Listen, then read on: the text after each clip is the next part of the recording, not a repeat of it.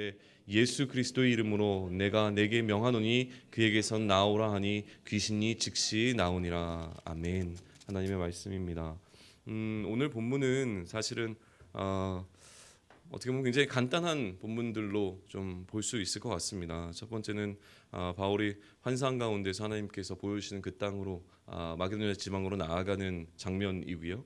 그리고 그렇게 하나님의 이끄심을 받아 마게도냐 지방으로 가서 빌립보에서 한 가정을 또 구원하고 거기서 빌립보 교회가 세워지는 장면. 그리고 난 이후에 귀신 들린 여종 하나를 고치는 사건을 통하여서 이후에 바울과 실라가 옥에 갇히게 되는 사건의 어떤 발단이 되어지는 것으로 이제 세 가지 이야기를 좀 간추려 볼 수 있을 것 같은데요. 사실은 오늘은 이제 그 이야기보다 그 이면에 있는 몇 가지 이야기를 좀 나누고 싶다는 마음이 좀 들었습니다. 그래서 그 이야기를 좀 해봤으면 좋겠는데요.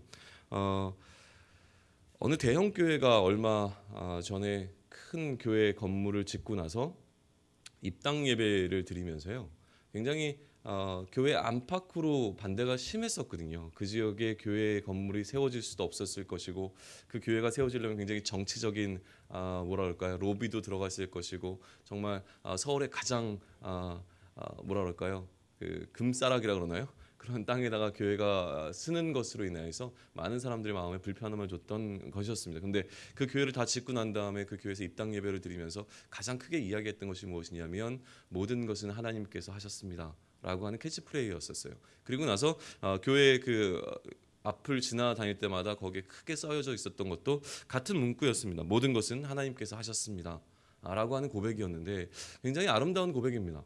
모든 것은 하나님께서 하셨습니다라고 하는 고백은 얼마나 아름다운 고백이고 우리가 그리스도인으로서 항상 마음에 품고 있어야 되는 고백인 것은 분명합니다.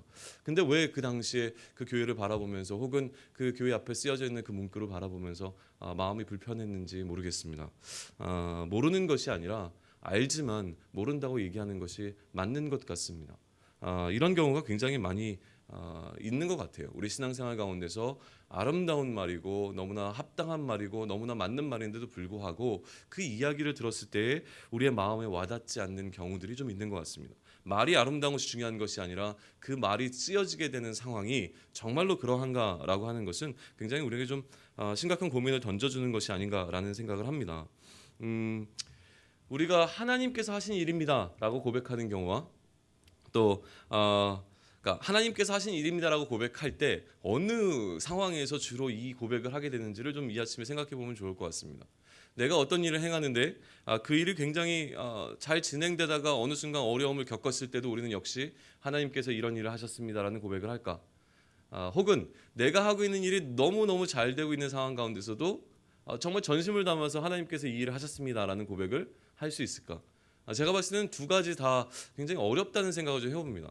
내가 무엇인가 일을 하고 있는데 그 일을 잘 나가다가 안 됐을 때 하나님께 우리가 이야기하는 것은 하나님께서 이렇게 하는 것을 기뻐하시는군요 라는 고백보다도 하나님 왜 일을 이렇게 만드십니까 라고 하는 탄식이 더 먼저 나오는 것이 우선이고요.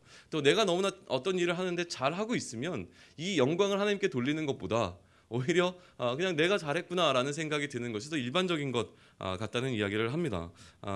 저보다 굉장히 신앙의 수준이 높으신 분들께는 죄송합니다. 저는 그 정도의 자주 이렇게 머무는 것을 느끼게 되기 때문에 좀 제 개인적인 신앙의 고백으로 말씀을 드립니다. 하나님께서 하신 일, 과연 하나님께서 기뻐하시지 않으신 일인 줄 알고 기뻐하시는 일인 줄 알고 우리가 순종하면서 나아가지만 때로는 그것이 막혔을 때에도 여전히 우리는 하나님이 내 생각과는 다른 생각을 갖고 계신 줄로 알고 나의 계획을 기쁘게 순종할 수 있겠는가라고 하는 부분, 또 내 공로를 세우지 않고 하나님께서 하신 일이라고 하는 것을 진심으로 고백해낼 수 있겠는가라고 하는 것을 좀 이 아침에 고민해 보면 좋겠다고 하는 것입니다. 먼저 선교란 무엇인가라고 하는 질문을 다시 한번 던지면서 시작을 합니다. 선교에 대한 이야기를 계속 우리가 하고 있고, 또 지금 현재는 바울이 2차 선교 여행을 떠나고 있는 장면 가운데 들어있는 본문인데요. 지금 누가가 이야기하는 선교란 무엇인가에 대한 것을 다시 한번 고민해 보면 좋겠습니다. 첫 번째 선교 여행을 떠날 때 13장 2절인데요. 13장 2절에서 누가는 선교를 이렇게 정의를 하고 있습니다. 주를 섬겨 금식할 때에 성령이 이르시되 내가 불러 시키는 일을 위하여 바나바와 바울을 따로 세우라 하시니 라고 되어 있습니다. 성령이 이르시되 무엇이라 말씀하시냐면 내가 불러 시키는 일을 위하여 두 사람을 세우라고 하고 있습니다. 그럼 선교란 무엇이냐면 성령님께서 시키는 일을 하는 것이 바로 선교라고 하는 것이죠. 이게 지금 우리가 알고 있는 선교의 개념과 누가가 사도행전 13장에서 선교 1차 선교 여행을 시작하면서 우리에게 전하고 있는 메시지라고 하는 것입니다. 누가가 전하고 있는 선교의 개념은 성령님께서 시키시는 일을 하는 것이 선교다라고 지금 정의 내리고 있다는 겁니다. 그런데 지금 15장에 들어와서 이제 두 번째 2차 선교 여행을 떠나면서 지금 우리가 발견하게 되는 것은 무엇이냐면 36절인데요. 15장 36절 한번 보시죠. 며칠 후에 바울이 바나바더로 말하되 우리가 주의 말씀을 전한 각 성으로 다시 가서 형제들이 어떠한가 방문하자 하고. 자, 두 번째 선교 여행의 목적은 분명합니다. 그 두 번째 선교 여행의 목적은 무엇입니까? 1차 선교 여행에서 복음을 전했던 그 형제들을 찾아가 그들이 어떻게 지내고 있는지를 한번 살펴보자라고 하는 것이죠. 이게 두 번째 선교 여행의 목적입니다. 그런데 첫 번째 선교 여정과 두 번째 선교 여정의 결정적인 차이점은 무엇입니까? 첫 번째 선교 여정은 성령님께서 시키신 일을 하는 것이 목적이었습니다. 그럼 두 번째 선교 여정은 지금 누가 이끌고 있습니까? 성령님이 아니라 바울이 본인의 계획으로 누구를 설득하고 있냐면 바나바를 설득하고 있다는 겁니다. 첫 번째 선교 여정은 성령님께서 바울과 바나바를 세우셨습니다. 그런데 두 번째 선교 여정의 시작은 바울이 바나바를 권하여 이러한 일을 하자라고 권면하고 있다고 하는 것입니다. 사람이 세운 계획이 분명합니다. 사람이 세웠기 때문에 그 계획 가운데서는 뭔가 틀어짐이 있을 수도 있고 생각의 차이점도 발견되어집니다. 그래서 첫 번째 등장하고 있는 것은 무엇이냐면 바울과 바나바의 생각의 차이였습니다. 그 두 사람의 생각의 차이는 무엇이냐면 이렇게 나아갈 때 선교팀을 꾸리는 그 팀을 만드는 일에 있어서 차이점이 발생한 거죠. 바나바는 역시나 마가를 데려갔으면 좋겠다라고 생각을 했던 것이고 바울은 그의 목적 자체가 이미 첫 번째 선교 여행을 갔던 지역에 가서 그들을 만나는 것이었기 때문에 첫 번째 선교 여행에서 동참하지 않았던 중간에 중도에 포기했던 그 한 사람을 데리고 가는 것에서 불편함을 표현했던 것이죠. 이 불편함에 대해서는 여러 가지로 해석이 가능하지만 그냥 표면적으로 드러나는 것은 그렇다는 것입니다. 그래서 결국에는 바나바와 바울은 계속 논쟁을 벌였고 둘이 선교 여행을 그러니까 그들을 방문해야 되는 필요성에 대해서는 동의했지만 지역과 사람에 있어서는 동의를 하지 못했습니다. 사람에 있어서 동의를 하지 못했기 때문에 결국은 팀이 나눠지게 되었던 것이고 바나바는 이 마가와 함께 마가가 최종으로 갔던 것은 섬까지였거든요. 섬에서 다시 그 육지로 갔다가 다시 안디옥으로 돌아가게 되기 때문에 그가 활동했던 영역인 그 섬이라고 하는 지역을 한 개를 지어서 바나바와 마가는 그쪽으로 선교를 나갔고 그리고 지금 바울은 다른 팀을 꾸려서 신라와 함께 오히려 바닷길을 통하지 않고 육지를 통해서 위쪽으로 거꾸로 돌아갑니다. 거꾸로 이제 더베 쪽으로 해서 이렇게 올라가기는 이제 선교의 여정을 잡아서 떠나게 되는 장면을 우리는 지금 마주하고 있다라고 하는 것입니다. 그런데 이 두 번째 선교 여행을 떠나면서 바울은 본인이 처음에 세웠던 첫 번째 선교의 계획을 수정하게 되어집니다. 첫 번째 계획의 수정은 무엇이었냐면 팀을 꾸리는 데 있어서 원칙이었습니다. 바울이 지금 요한이라고 불리는 이 마가를 거부했던 이유는 무엇이냐면 그가 이전에 갔었던 그 선교 지역에 동참하지 않았던 사람이었기 때문에 그렇습니다. 그게 하나의 이유였는데 지금 두 번째 선교 여행을 떠나면서 결국 바울이 선택하게 된 것은 바나바와 갈라서게 됐으니까 팀을 꾸리면서 첫 번째 선교 여행에 동참하지 않았던 실라라고 하는 사람을 이 선교팀에 조인을 시키는 것이죠. 그리고 나아가다가 누구를 만나냐면 이제 디모데라고 하는 그의 평생의 동역자를 또 만나게 되는 것을 우리가 발견하게 되어집니다. 그리고 나중에 또 이야기를 하겠지만 누가도 역시 이 선교 여행에 팀원으로 동참하게 되는 것을 발견하게 되어지는 것이죠. 그러니까 처음에 그가 계획했던 것은 다르게 뭔가 자꾸 수정들이 일어나는 과정을 통하여서 이 사람의 계획이라고 하는 것이 뭔가 영향을 받고 있는 것을 느껴지게 됩니다. 그러나 중요한 것은 결정적인 수정이죠. 결정적인 수정은 무엇이냐면 그가 계획했던 선교지 그러니까 이렇게 선교의 플랜을 짜서 이곳에 갔다가 다음에는 어느 곳을 가고 그 다음에 어느 곳에 가겠다라고 하는 그의 모든 계획들이 어느 순간에 막히기 시작했다는 겁니다. 첫 번째 선교 여정을 갔던 그 지역을 마치고 그 지역을 방문을 마치고 나서 더 선교를 나아가려고 했을 때 그가 가고자 원했던 곳은 있었습니다. 그러나 하나님께서는 성령을 통하여서 그 길을 막으시고 그가 나아가야 될 길을 계속 보여주신 것이죠. 이것을 통해서 바울은 지금 하나님께서 이끄시는 이끄심에 순종하면서 나아가는 것을 발견하게 되어지는 것이죠. 이게 지금 바울이 보이고 있는 두 번째 선교 여정에 있어서의 수정입니다. 한번 보시면 좋겠습니다. 16장인데요. 16장 6절과 7절을 보시면은요. 성령이 아시아에서 말씀을 전하지 못하게 하시거늘. 지금 바울은 그가 원래 1차 선교 여행 때 거쳤던 지역을 다 방문을 마치고 나서 아시아에서 말씀을 전하기를 원했던 것 같습니다. 그런데 지금 성령께서는 어떻게 해요? 아시아에서 말씀 전하는 것을 막으셨습니다.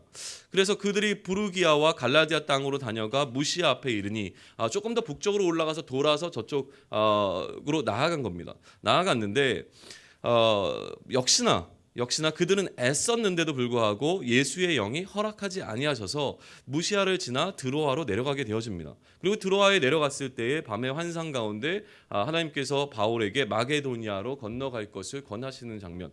그리고 10절에 보게 되면 바울이 그 환상을 보고 난 다음에 이것이 하나님의 부르심인 줄로 인정하고 마게도니아로 건너가게 되는 장면이 지금 오늘의 본문 가운데 포함되어져 있다는 것이죠. 자, 그러면 16장 11절부터는 완전히 새로운 국면에 들어간 겁니다. 무엇이요? 2차 선교 여행이요.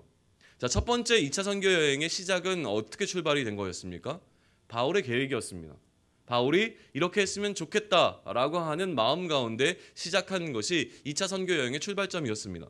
그런데 지금 이 11절부터는 어떻게 누가 이 선교의 여행을 주도적으로 이끌고 가고 계시는 것이 느껴지십니까? 성령이십니다. 결국은 성령님께서 이 선교 여행을 사용하시면서 그 성령이 시키시는 대로 그들이 순종하면서 나아가고 있는 것이 발견되어진다고 하는 것이죠. 이 마게도니아 빌립보 마게도니아에 있는 지방의 이제 첫 성이라고 부르는 것에 대한 해석도 여러 가지인데요. 첫 성이라고 하는 것이 첫 번째 갔던 성이라고 하는 것보다는 이 마게도니아 지방에서 가장 큰 성이라고 해석하는 것이 조금 더 옳아 보입니다. 큰 성인 이 빌립보에서 이제 사역을 살펴보면서 처음에 이제 우리는 두 가지에 좀 집중해 볼 수 있을 것 같은데요. 첫 번째는 무엇이냐면요. 이 기록을 하면서 누가는 우리라고 하는 표현을 사용하기 시작했다는 겁니다. 우리. 이전까지는 우리라는 표현을 사용하지 않았거든요. 근데 우리라는 표현을 사용하고 있는 것은 무엇이냐면 이 마게도니아 빌립보 지역에서 사역을 할 때 누가도 그 선교팀 안에 포함이 되어 있었던 겁니다. 항상 세상은 저 중심으로 돌아가지 않습니까? 자기 중심으로 돌아가기 때문에 제가 예수향남교회의 역사를 바라볼 때 제가 오기 이전과 제가 온 이후로 나눠집니다. 저에게는 그렇습니다.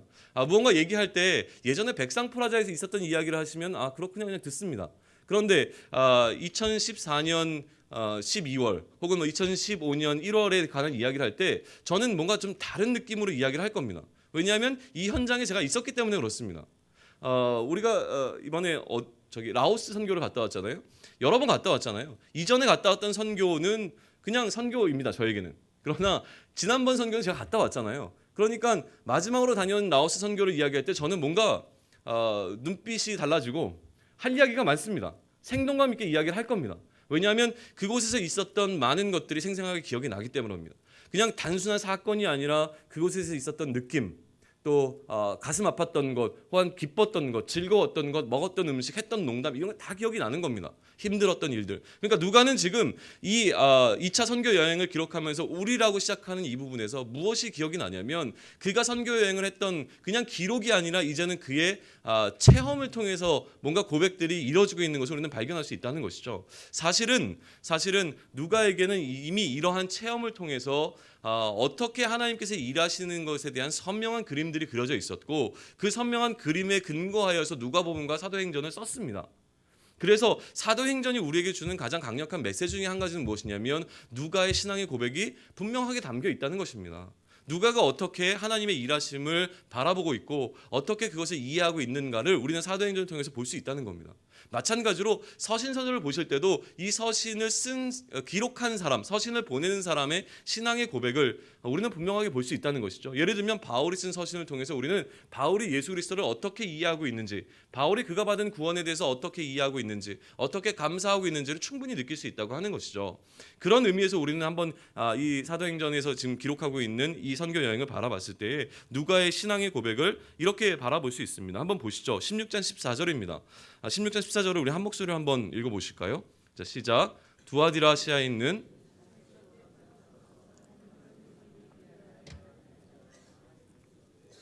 주께서 그 마음을 열어 바울의 말을 따르게 하신지라. 아멘.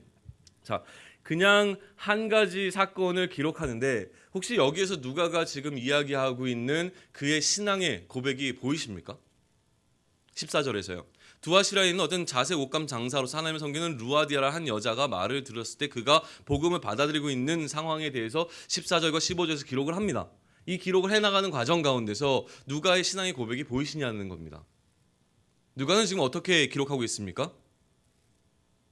바울이 그에게 복음을 전해 그 복음에 순종하더라 이렇게 기록하고 있는 것이 아니라 무엇이라고 얘기합니까? 주께서 그 마음을 열어.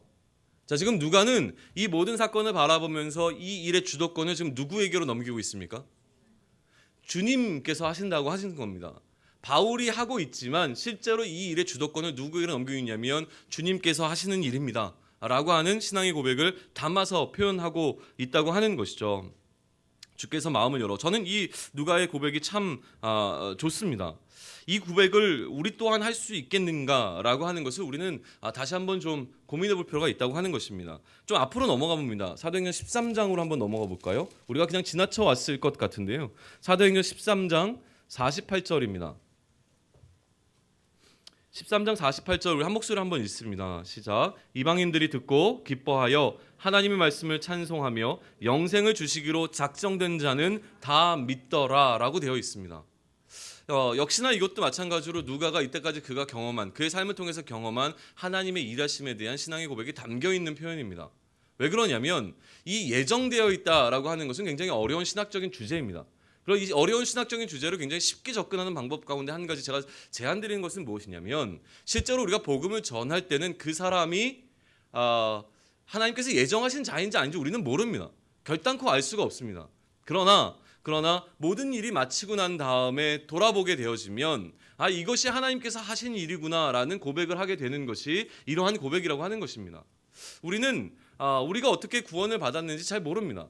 때로는 내가 무언가 열심히 노력해서 구원을 받았다는 생각을 갖게 되어집니다. 내가 신앙생활 열심히 하고 새벽기도 열심히 나오고 내가 수련회도 참석하고 말씀도 많이 보고 찬양도 듣고 하다 보니까 내 믿음이 굉장히 이렇게 성장했구나라고 하는 마음을 들게 되는 것이 쉽다는 것입니다. 그런데 실제로 우리가 구원받고 난 다음에 내가 받은 구원을 찬찬히 돌아보게 되어지면 하나님께서 정말 간권적으로 내 마음 가운데 성령을 주시지 아니하셨으면 내 마음밭을 부드럽게 하지 아니하셨으면 나에게 들을 길을 허락하여 주시지 않았으면 내가 복음을 받아들일 수 없었겠구나라고 하는 것을 깨닫게 되면서 이것이 하나님의 은혜이구나라는 고백을 하게 되어진다는 겁니다. 나 같은 사람이 나처럼 마음이 단단하고 강팍한 사람이 어떻게 부드러운 마음을 받아서 이렇게 말도 안 되는 성경의 이야기를 이해하기 시작했을까? 이건 정말 은혜 아니면 할 수 없다는 것이죠. 논리적으로 설명이 되는 것이 아닙니다. 바다가 갈라지는 이야기를 어떻게 믿으시겠습니까? 처녀가 잉태하여 아들을 낳는 이 말도 안 되는 이야기를 여러분들은 어떻게 신앙으로 믿음 가운데 받아들이며 아멘이라고 고백하십니까? 말도 안 되는 이야기입니다. 그런데 이 모든 말도 안 되는 이야기가 실제인 것으로 받아들여지고 이것이 정말로 믿음 가운데 그렇게 선포되어지는 이유는 무엇이냐면 하나님이 우리 마음 가운데 일하셨기 때문이라고 하는 것이죠. 우리 마음 가운데 새로운 창조를 일으키시고 나를 새 사람 만들지 아니하셨으면 우리는 그렇게 될 수 있는 자가 아니라는 것을 고백하는 고백. 이러한 고백이 깔려 있는 것이 바로 사도행전이라고 하는 것입니다. 사도행전 전체를 통해서 이야기하고자 하는 것은 무엇이냐면 그렇게 성령님이 일하시는 것입니다.